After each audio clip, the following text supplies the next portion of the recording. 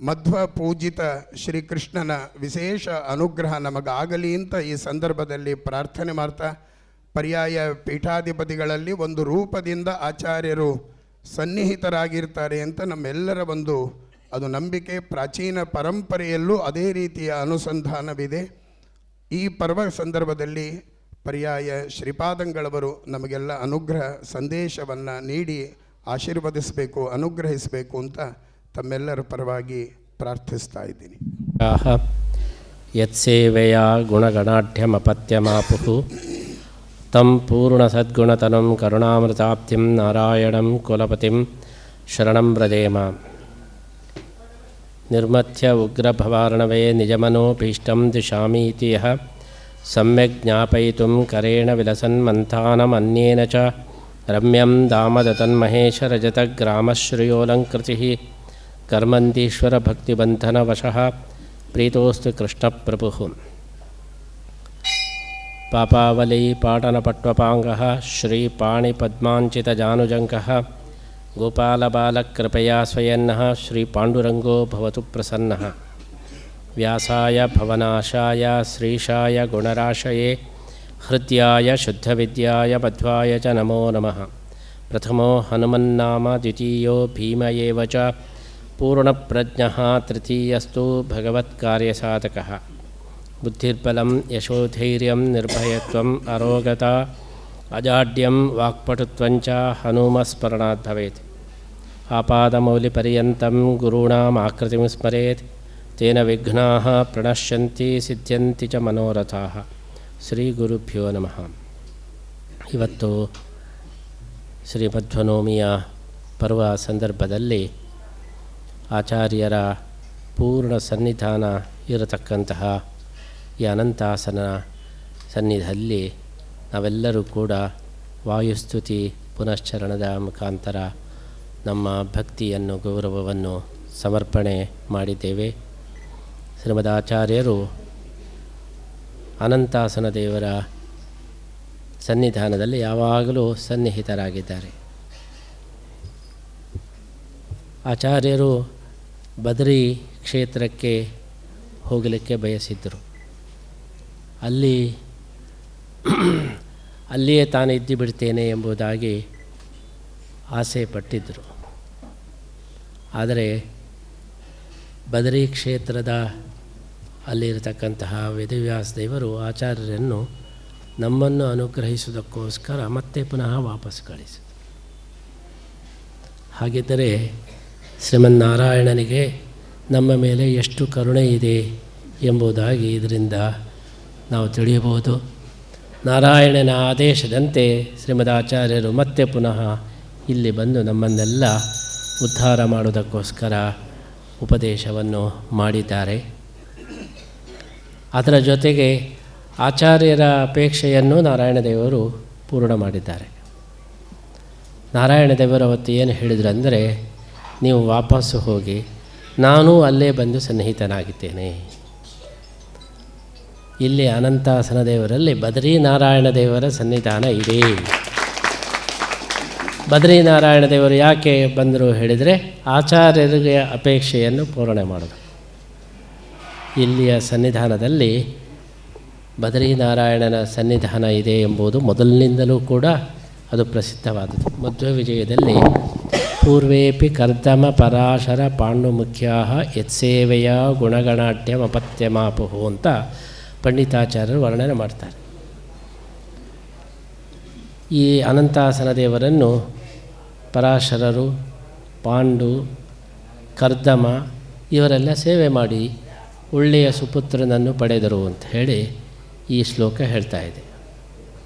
ಅನೇಕರಿಗೆ ಸಂಶಯ, ಪಾಂಡು ಚಕ್ರವರ್ತಿ ಉಡುಪಿಗೆ ಬಂದು ಇಲ್ಲಿ ತಪಸ್ಸು ಮಾಡಿದರ, ಕರ್ದಮ ಪ್ರಜಾಪತಿ ಉಡುಪಿಗೆ ಬಂದು ಇಲ್ಲಿ ತಪಸ್ಸು ಮಾಡಿದ್ದಕ್ಕೆ ಏನಾದರೂ ಐತಿಹ್ಯ ಉಂಟಾ, ಅಥವಾ ಪರಾಶರ ಋಷಿಗಳು ಉಡುಪಿಗೆ ಬಂದು ಇಲ್ಲಿ ತಪಸ್ಸು ಮಾಡಿದ್ದಕ್ಕೆ ಏನಾದರೂ ಪುರಾವೆ ಉಂಟಾ ಎಂಬಂತಹ ಒಂದು ಸಂಶಯ ಬರ್ತದೆ. ಇದಕ್ಕೆ ಸರಿಯಾದ ಉತ್ತರ ಏನು ಹೇಳಿದರೆ, ಹೌದು, ಅವರಿಗೆ ಅನುಗ್ರಹ ಮಾಡಿದಂತಹ ನಾರಾಯಣನೇ ಇಲ್ಲಿ ಬಂದಿದ್ದಾನೆ.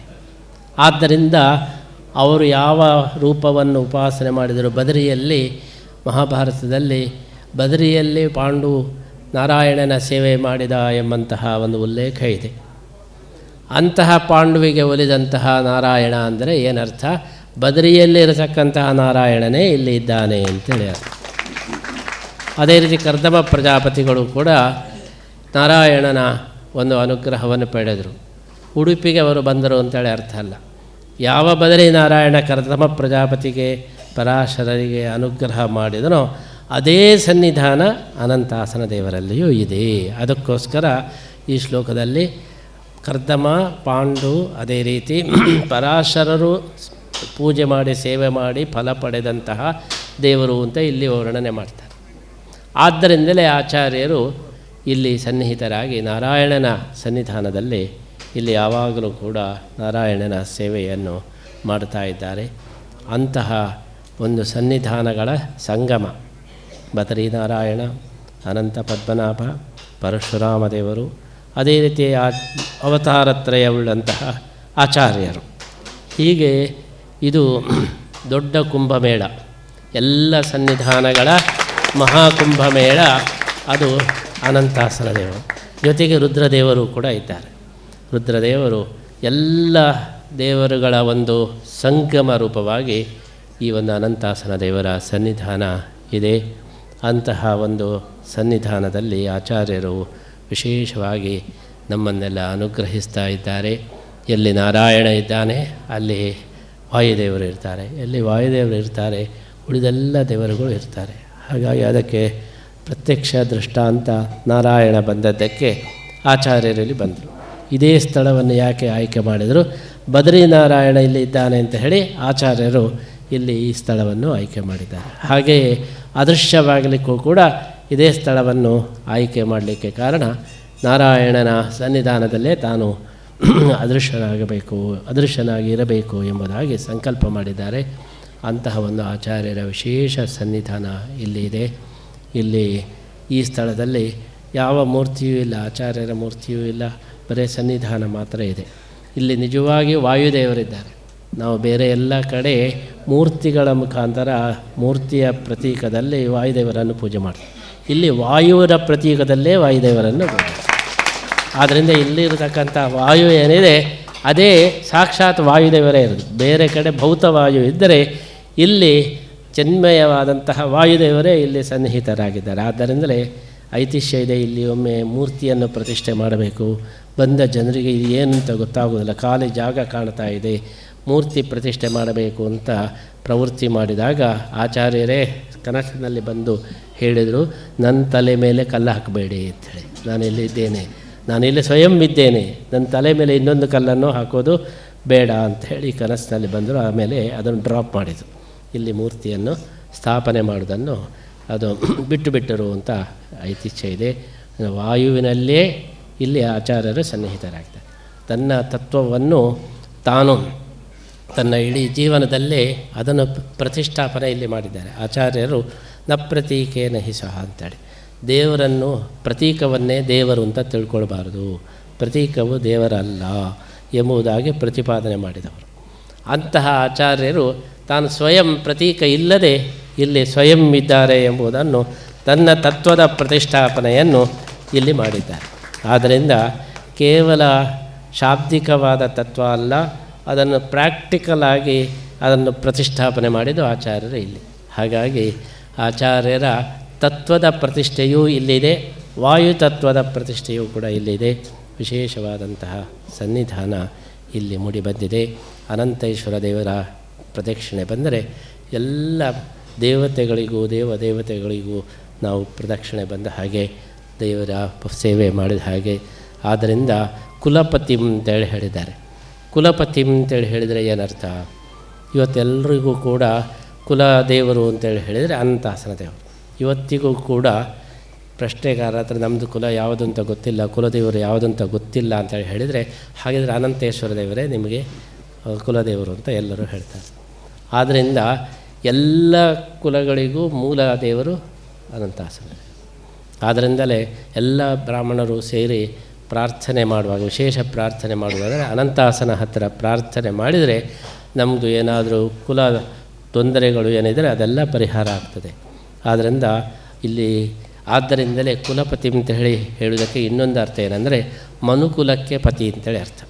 ಮನುಕುಲಕ್ಕೆ ಪತಿ ಆದ್ದರಿಂದ ಅವ ಕುಲಪತಿ. ಆದ್ದರಿಂದಲೇ ಕರ್ದಮ ಪ್ರಜಾಪತಿ ಇಲ್ಲಿ ಬಂದು ಸೇವೆ ಮಾಡಿದೆ. ಯಾಕೆ? ಮನುಕುಲದ ಮೂಲ ಪುರುಷ ಕರ್ದಮ ಪ್ರಜಾಪತಿ. ಆ ಕರ್ದಮ ಪ್ರಜಾಪತಿ ಪೂಜೆ ಮಾಡಿದ ದೇವರಂದರೆ ಇಡೀ ಮನುಷ್ಯರಿಗೆ ಮೂಲಭೂತವಾದಂತಹ ಸನ್ನಿಧಾನ ಕುಲಪತಿ ಅಂತೇಳಿ ಹೇಳಿದರೆ ಮನುಕುಲಕ್ಕೆ ಪತಿಯಾದ ನಾರಾಯಣ ಇಲ್ಲಿ ಸನ್ನಿಹಿತನಾಗಿದ್ದಾನೆ. ಅದೇ ರೀತಿ ಪರಶುರಾಮದೇವರು ಕೂಡ ಇಲ್ಲಿ ಸನ್ನಿಹಿತರಾಗಿದ್ದಾರೆ. ತಾನು ಶಿವಾಂತರ್ಯಾಮಿಯಾಗಿದ್ದೇನೆ ಅಂತ ಹೇಳಿ ತಿಳಿಸೋಕ್ಕೋಸ್ಕರ ಶೈವಿ ಶಿಲೆಯಲ್ಲಿ ಇಲ್ಲಿ ಸನ್ನಿಹಿತರಾಗಿದ್ದಾನೆ. ರುದ್ರದೇವರ ವಿಶೇಷ ಸನ್ನಿಧಾನವೂ ಕೂಡ ಇದೆ. ಹೇಗೆ ಹರಿಹರಾದಿ ಕ್ಷೇತ್ರಗಳಲ್ಲಿ ಹರಿಹರರ 2 ಸನ್ನಿಧಾನವು ಜೊತೆಯಾಗಿದೆಯೋ ಹಾಗೆ ಇಲ್ಲಿ ರುದ್ರದೇವರ ಸನ್ನಿಧಾನವೂ ಇದೆ. ಹೀಗೆ ಎಲ್ಲ ಸನ್ನಿಧಾನಗಳ ಸಂಗಮ ಅದು ಅನಂತಾಸನ ದೇವರು ಆಚಾರ್ಯರ ವಿಶೇಷವಾದ ಸಂಗಮವು ಇಲ್ಲಿದೆ. ಆದ್ದರಿಂದ ಗುರುಪೂಜೆಗೆ ಬೇರೆ ಕಡೆ ಹೋಗಬೇಕಾಗಿಲ್ಲ. ಹರಿಪೂಜೆ ಎಲ್ಲಿ ಮಾಡ್ತೇವೆಯೋ ಅಲ್ಲಿ ಗುರುಗಳ ಪೂಜೆ, ಹರನ ಪೂಜೆ ಎಲ್ಲಿ ಮಾಡ್ತೇವೆಯೋ ಅಲ್ಲೇ ಗುರುಗಳ ಪೂಜೆ. ಹೀಗೆ ಹರಿಗುರುಗಳ ಸೇವೆಯನ್ನು ನಾವು ಮಾಡಲಿಕ್ಕೆ ಇರತಕ್ಕಂಥ ಒಳ್ಳೆಯ ಸನ್ನಿಧಾನ ಅಂದರೆ ಈ ಅನಂತಾಸನನ ಸನ್ನಿಧಾನ. ಈ ಅನಂತಾಸನ ಸನ್ನಿಧಾನದಲ್ಲಿ ಆಚಾರ್ಯರು ಸನ್ನಿಹಿತರಾಗಿ ತಾನು ಪ್ರತಿಷ್ಠೆ ಮಾಡಿದ ಕೃಷ್ಣನ ಪೂಜೆಯನ್ನು ಕೂಡ ತಾನು ಯಾವಾಗಲೂ ನೋಡಬೇಕು ಎಂಬುದಾಗಿ ಇಲ್ಲಿ ಸನ್ನಿಹಿತರಾಗಿದ್ದಾರೆ. ನಾರಾಯಣ ರೂಪದ ಸೇವೆ, ಕೃಷ್ಣನ ಸನ್ನಿಧಾನ, ಇದರಲ್ಲಿ ಆಚಾರ್ಯರು ಸನ್ನಿಹಿತರಾಗಿ ನಮ್ಮನ್ನೆಲ್ಲ ಅನುಗ್ರಹಿಸ್ತಾ ಇದ್ದಾರೆ. ಅಂತಹ ಒಂದು ಸನ್ನಿಧಾನದಲ್ಲಿ ಮಧ್ವನವಮಿಯ ಪರ್ವ ಸಂದರ್ಭದಲ್ಲಿ ನಾವೆಲ್ಲರೂ ಸೇರಿ ವಾಯುಸ್ತುತಿಯ ಪುನಶ್ಚರಣೆಯ ಜೊತೆಗೆ ನಮ್ಮ ಭಕ್ತಿಯನ್ನು ಸಮರ್ಪಣೆ ಮಾಡಿದ್ದೇವೆ. ಅಂತಹ ಭಕ್ತಿಯಿಂದ ಅವರು ಸಂತುಷ್ಟರಾಗಿ ನಮಗೆಲ್ಲ ಅನುಗ್ರಹವನ್ನು ಮಾಡಲಿ ಅಂತ ಹೇಳಿ ನಾವು ಪ್ರಾರ್ಥನೆ ಮಾಡ್ತಾ ಇದ್ದೇವೆ. ಯಾಕೆಂದರೆ ನಮ್ಮ ಅನುಗ್ರಹಕ್ಕೋಸ್ಕರನೇ ಬಂದವರು. ಪ್ರಣತ ವಿಭವಾಯ ನಮಸ್ತೆ ಪ್ರಾಣೇಶ ಪ್ರಣತ ವಿಭವಾಯ ಅವನಿಂ ಅಗಾಹ. ಭೂಮಿಗೆ ಬಂದದ್ದು ನಮ್ಮನ್ನು ಅನುಗ್ರಹಿಸುವುದಕ್ಕೋಸ್ಕರ ಭೂಮಿಗೆ ಬಂದಿದ್ದಾರೆ. ಯಾರು ನಮಸ್ಕಾರ ಮಾಡ್ತಾರೆ ಅವರನ್ನು ಅನುಗ್ರಹ ಮಾಡು. ದೇವತೆಗಳ ಸ್ವಭಾವ ಏನೆಂದರೆ ನಮಸ್ಕಾರ ಮಾಡಿದವರನ್ನು ತಿರಸ್ಕಾರ ಮಾಡಬಾರದು ಅಂತ. ಆದ್ದರಿಂದಲೇ ರಾಮದೇವರು ಮರೆಯಲ್ಲಿ ಹೋಗಿ, ಯಾಕೆಂದರೆ ಎದುರಲ್ಲಿ ಬಂದು ನಮಸ್ಕಾರ ಮಾಡಿದರೆ ಏನು ಮಾಡಲಿಕ್ಕಾಗೋದಿಲ್ಲ. ಆದ್ದರಿಂದ ನಮಸ್ಕಾರ ಮಾಡಿದರೆ ಅವರನ್ನು ಅನುಗ್ರಹ ಮಾಡಿಯೇ ಮಾಡ್ತಾರೆ. ಅಂತಹ ಪ್ರಣತ ವಿಭವ ವಾಯುದೇವರು ಇಲ್ಲಿ ವಿಭವಕ್ಕೋಸ್ಕರ ಬಂದಂತಹ ವಾಯುದೇವರು ಇಲ್ಲಿ ಸನ್ನಿಹಿತರಾಗಿ ನಮ್ಮನ್ನು ಅನುಗ್ರಹಿಸ್ತಾ ಇದ್ದಾರೆ. ಅಂತಹ ವಾಯುದೇವರಿಗೆ ಭೂಯಿಷ್ಠಾಂತೆ ನಮ ಉಕ್ತಿಂ ವಿಧೇಮ ಎಂಬುದಾಗಿ ಮಧ್ವನವಮಿಯ ಈ ಒಂದು ಪರ್ವ ಸಂದರ್ಭದಲ್ಲಿ ನಾವು ವಿಶೇಷವಾದಂತಹ ಭಕ್ತಿಪೂರ್ವಕವಾದ ನಮಸ್ಕಾರವನ್ನು ಸಲ್ಲಿಸ್ತಾ ನಮ್ಮನ್ನೆಲ್ಲ ಉದ್ಧಾರ ಮಾಡಬೇಕು. ತನ್ನ ತತ್ವಜ್ಞಾನದ ಧಾರೆಯಿಂದ ಎಲ್ಲ ಸಾಧಕರನ್ನು, ಎಲ್ಲ ಮುಮುಕ್ಷುಗಳನ್ನು ಅನುಗ್ರಹಿಸಬೇಕು. ಎಲ್ಲರ ಆತ್ಮೋದ್ಧಾರಕ್ಕೆ ಅವರ ಅನುಗ್ರಹ ಬೇಕು ಅಂತೇಳಿ ಈ ಸಂದರ್ಭದಲ್ಲಿ ನಾವು ಪ್ರಾರ್ಥನೆಯನ್ನು ಮಾಡ್ತಾ ನಮ್ಮ ಮಾತನ್ನು ಮುಗಿಸ್ತಾ ಇದ್ದೀವಿ. ಜಘ್ನೇ ನಿಘ್ನೇನ ವಿಘ್ನೋ ಬಹುಲಬಕವಧ್ವಂಸನಾದ್ದೇನ ಶೋಚತ್ ವಿಪ್ರಾನುಕ್ರೋಶಪಾಶೈ ಅಸುವಿಧೃತಸುಖಸೈಕಚಕ್ರಾಜನಾನಾಂ ತಸ್ಮೈ ತೇ ದೇವ ಕುರ್ಮಃ ಕುರುಕುಲಪತಯೇ ಕರ್ಮಣ ಚ ಪ್ರಣಾಮಾನ್ ಕಿರ್ಮೀರಂ ದುರ್ಮತೀನಾಂ ಪ್ರಥಮ ಕರ್ಮಣ ನಿರ್ಮಮಾಥ. ಇದು ನಮ್ಮ ಆಂತರಿಕ ಶತ್ರುಗಳನ್ನು, ಕಾಮಕ್ರೋಧಾದಿ ಶತ್ರುಗಳನ್ನು ನಾಶ ಮಾಡತಕ್ಕಂತಹ ಒಂದು ಅಭೀಷ್ಟ ಶ್ಲೋಕವಾಗಿದೆ. ನಮ್ಮೆಲ್ಲರಿಗೂ ಮೊಟ್ಟ ಮೊದಲು ಆಗಬೇಕಾದದ್ದು ಷಡ್ವೈರಿಗಳ ನಾಶ, ಆಂತರಿಕವಾದಂತಹ ಕಾಮ, ಕ್ರೋಧ, ಲೋಪ, ಮೋಹ ಇವುಗಳ ನಾಶ ಆಯಿತು ಹೇಳಿದರೆ, ಅಂತರ್ಶತ್ರುವಿನ ನಾಶ ಆಯಿತು ಹೇಳಿದರೆ ಬಹಿಶತ್ರುಗಳ ನಾಶ ಆಗೇ ಆಗ್ತದೆ. ಮೊಟ್ಟ ಮೊದಲು ನಾವು ಸಾಧನೆಯನ್ನು ಮಾಡುವಾಗ ಮೊದಲ ಸೋಪಾನ ಏನು ಅಂತ ಹೇಳಿದರೆ ಕ್ಲೀನ್ ಮಾಡೋದು. ಯಾವುದೇ ಒಂದು ಕೆಲಸವನ್ನು ಶುರು ಮಾಡುವಾಗ ಮೊಟ್ಟ ಮೊದಲು ಏನು ಮಾಡೋದಂದರೆ ಸ್ವಚ್ಛ ಮಾಡೋದು. ಆಮೇಲೆ ಉಳಿದವನು ಅಡುಗೆ ಮಾಡುವಾಗಲೂ ಮೊದಲು ಪಾತ್ರೆ ಸ್ವಚ್ಛ ಮಾಡಿ ಆಮೇಲೆ ಅಡುಗೆ ಮಾಡಿ, ಸ್ವಚ್ಛ ಮಾಡದೇ ಅಡುಗೆ ಮಾಡಿದರೆ ಆ ಅಡುಗೆ ಹಾಳಾಗ್ತದೆ. ಹಾಗೆ ಎಲ್ಲ ಸಾಧಕರಿಗೆ ಮೊಟ್ಟ ಮೊದಲು ಬೇಕಾದಂತಹ ಒಂದು ಅನುಕೂಲತೆ ಎಂದರೆ ಷಡ್ವರ್ಗಗಳನ್ನು ನಾಶ ಮಾಡಿ ಮನಸ್ಸನ್ನು ಶುದ್ಧಗೊಳಿಸಬೇಕು. ಅಂತಹ ಒಂದು ಶತ್ರುಗಳ, ಅಂತಃಶತ್ರುಗಳ, ಬಾಹ್ಯ ಶತ್ರುಗಳ ನಾಶವಾಗಲಿ ಅಂತ ಹೇಳಿ ಪ್ರಾರ್ಥನೆ ಮಾಡತಕ್ಕಂತಹ ಈ ಶ್ಲೋಕವನ್ನು ನಾವು ಇವತ್ತು ಅರ್ಪಣೆ ಮಾಡಿದ್ದೇವೆ. ಈ ಪ್ರತಿಪಾದ್ಯವಾದಂತಹ ಈ ಶ್ಲೋಕದಿಂದ ಪ್ರಾಪ್ಯವಾಗ್ತಕ್ಕಂತಹ ಫಲ ನಮಗೆಲ್ಲರಿಗೂ ಕೂಡ ದೊರಕಲಿ ಅಂತ ಹೇಳಿ ಈ ಸಂದರ್ಭದಲ್ಲಿ ನಾವು ಪ್ರಾರ್ಥನೆ ಮಾಡ್ತೀವಿ. ಪರಮ ಪೂಜ್ಯ ದೊಡ್ಡ ಸಂಖ್ಯೆಯಲ್ಲಿ ಭಾಗವಹಿಸಿದ್ದೀರಿ. ನಿಮಗೆಲ್ಲರಿಗೂ ಕೂಡ ಪರ್ಯಾಯ ಮಠದ ವತಿಯಿಂದ ಅತ್ಯಂತ ಅಭಿಮಾನಪೂರ್ವಕವಾದ ಧನ್ಯವಾದವನ್ನು ತಿಳಿಸ್ತಾ, ಮಧ್ಯಾಹ್ನ ಇಲ್ಲೇ ತೀರ್ಥಪ್ರಸಾದದ ವ್ಯವಸ್ಥೆ ಮನೆಗೆ ಹೋಗಿ ಮತ್ತೆ 5 ಗಂಟೆಗೆ ಸರ್ವಮೂಲ ಗ್ರಂಥಗಳ ವೈಭವದ ಮೆರವಣಿಗೆಯ ಕಾರ್ಯಕ್ರಮವಿದೆ. ತಾವೆಲ್ಲರೂ ಕೂಡ ಶ್ರೀ